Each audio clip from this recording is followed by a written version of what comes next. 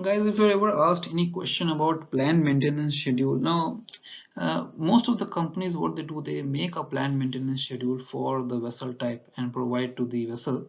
But sometimes students are often asked, or mariners are often asked, how a planned maintenance schedule is developed and what factors are to be kept in mind.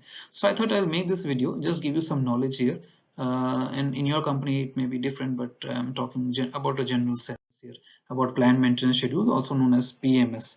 So when a company develops a PMS, or if you are asked to develop a PMS or a planned maintenance schedule for your vessel, it has to be specific to your ship. All right, and you may consider following points to develop one. Firstly, the planned maintenance schedule should be adaptable to various weather conditions. So you should be able to carry out the planned maintenance of equipments and structures in various weathers, keeping in mind that you may experience adverse weather conditions which may not allow you to sometimes maintain or carry out maintenance of certain equipments. Then the PMS should be a flexible plan which is not to be upset by a change of cargo. uh, so thirdly, consider the length of voyages, routes and trades.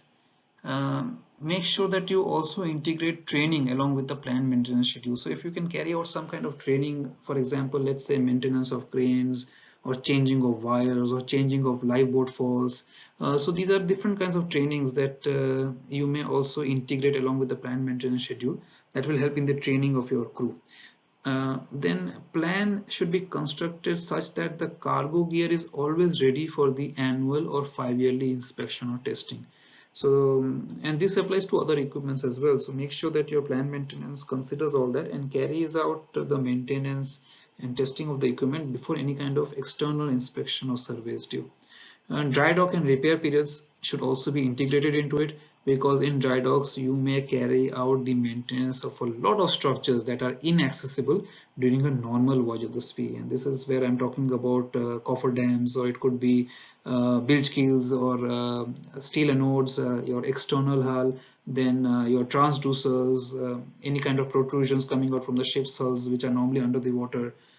And then think about the availability of equipment and spares for breakdown maintenance. So if any kind of maintenance is being carried out because of the planned maintenance, make sure you have some kind of backup arrangements available in case you plan to use any of this equipment during normal operations. Also, the planned maintenance schedule or PMS should incorporate the manufacturer's advice. That is very important. And also any maintenance logs as per the manufacturer to be filled up. So make sure that you always consult the manufacturer's instructions, because many a times you may feel as if you have operated on this equipment or machinery before, or you maintain this, but sometimes there could be subtle differences, there could be some small differences which may be overlooked. So make sure before you start any kind of maintenance or repair or any kind of testing, consult the manufacturer's manual. This is very important here. Provisions for spare parts replacement due to wear and tear should be considered. A method should be in place for ordering the spares as soon as the replacement items are issued. So always have some spares in hand, because you cannot carry out any kind of maintenance or testing of any equipment unless you have some spares in hand.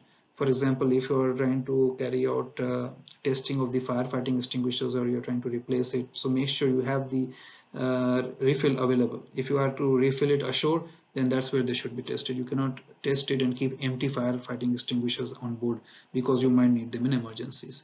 And of course, with any other operation, just like any other operation, you must have an efficient recording system on board. Make sure that you record the details that are of maintenance and testing and operations of any equipment or structures that you're carrying out. Keep everything documented. Now, normally the company provides you with all these things, but in case if the surveyor asks you in the exam that how would you go about doing it, this is how you should be answering the question.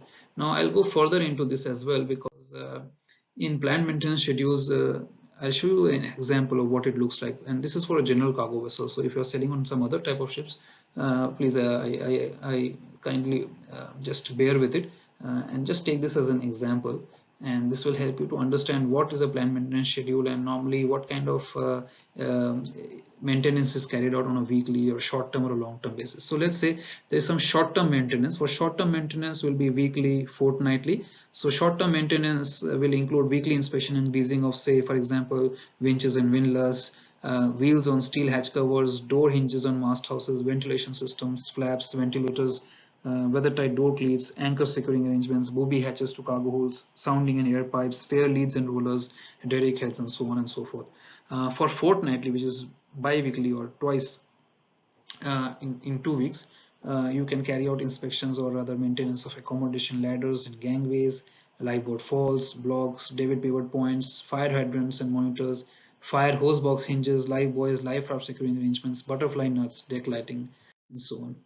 In a monthly check for in short-term maintenance, you may check lifeboat falls for broken strands, CO2 cylinders in gang release system, fire detection system, breathing apparatus and associated equipment, radar mast rigging, fire gauges and dampers, fire hydrants, fire insulation valve, so on. If we talk about long-term maintenance, we can talk about 3 monthly inspection, which may include all cargo gear, navigation light connections, hold ventilation systems, lashing gear. Under 6 monthly inspections, we may carry out cargo winches, mooring rollers, freshwater tanks, all running gear, including blocks and derricks, coffer dams and void spaces, ventilator wheels, double bottom manholes, bilges, fixed firefighting systems. In yearly checkups, we may have like de-rust and paint cranes, end-for-end changing of lifeboat falls, spare anchor to be greased or maintained, rotational painting of deck, storerooms, accommodation, etc. In terms of operational maintenance, are those that are to be maintained whenever it's necessary. For example, anchor cable markings. Now, all this is normally done in the dry dock, but these are considered to be operational maintenance. So this is done when it can be done, whenever it is possible to be done. So mooring ropes being changed end to end, pirate ladders and hoists changed end to end, firefighting appliances to be tested before entering the port, fixed firefighting systems, especially cargo securing arrangements, cargo gear and hatch closing arrangements, hydraulic oil and cargo gear or hatch cover systems. So these are operational maintenance. Now normally they are not carried out because during the normal operation of the ship, sometimes it's not accessible or it's not possible. They are always in either in use, and you cannot have them isolated for maintenance or equipment. But whenever possible, like for example dry docks, and when the ship is not carrying any cargo, or if there is any breakdown, any repairs being carried out, you may carry out the maintenance of such equipment. So I thought I'll just show you an example of the PMS, what it looks like, what kind of what factors it considers when it's being constructed, and what was the requirement with it, so that you can answer any questions in the oral examination if asked to do so.